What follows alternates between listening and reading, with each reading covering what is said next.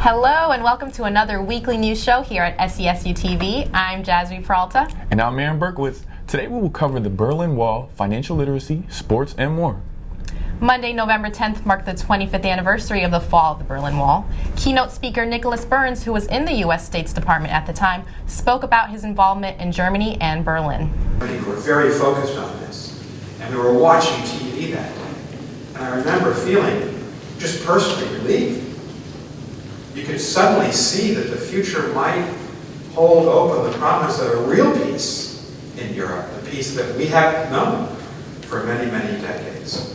The Cold War also meant that millions of East Europeans were imprisoned in a communist monolith. That's the way I look at it, because I was anti-communist and I remain anti-communist.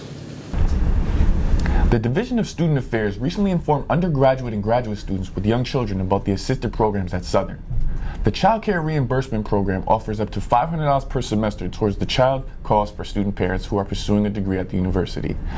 The university has also provided a lactation space inside of Kahn Hall in the Women's Lounge. For more information on this parent program, visit the Women's Center and check out the link below. Creative writing professor Tim Parrish held a discussion on November 11th about his published book and freshman read, Fear and What Follows. Our own Katie Krajcek was there. Tim Parrish, the author of the first-year read and a professor here at Southern, engaged with his audience in the Lyman Center last Tuesday. Students and staff requested that he read certain passages from his book so he can explain them in further detail.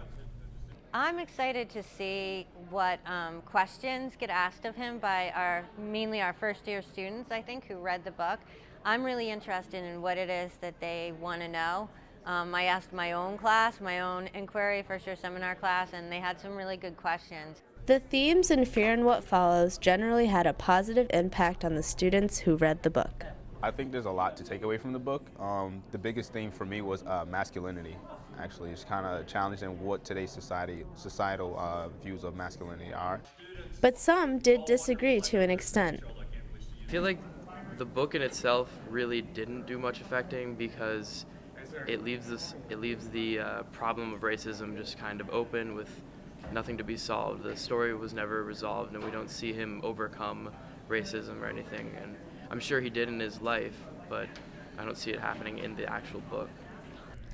All in all, students got to engage with Parrish and find answers to their questions.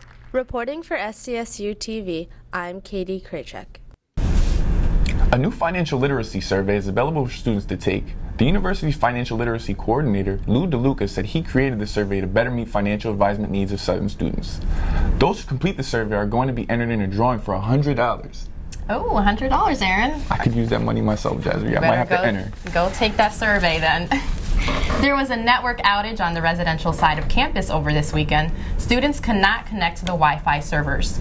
But it wasn't all bad. Residents said they were forced to come out of their rooms and bond with their RAs and fellow residents. In Neff Hall, they played cards and raced toy cars in the lobby. Now, here's Trayvon Freeman with our latest update on Southern sports.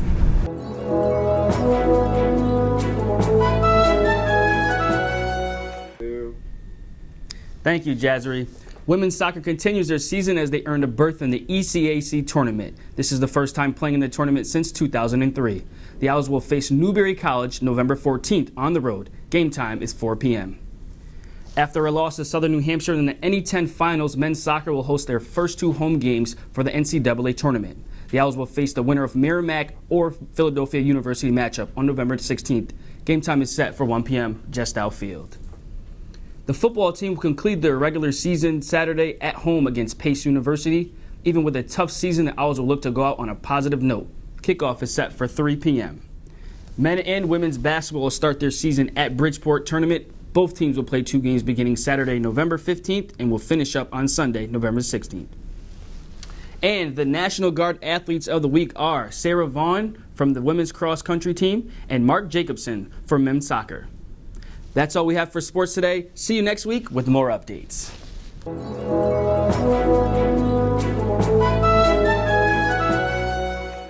Thank you so much, Trey, for an excellent sports review. And thank you for watching. Once again, I'm Jasmine Peralta. And I'm Aaron Berkowitz. For more updates, follow us on Twitter, Instagram, or watch us on Channel 919. See you next week.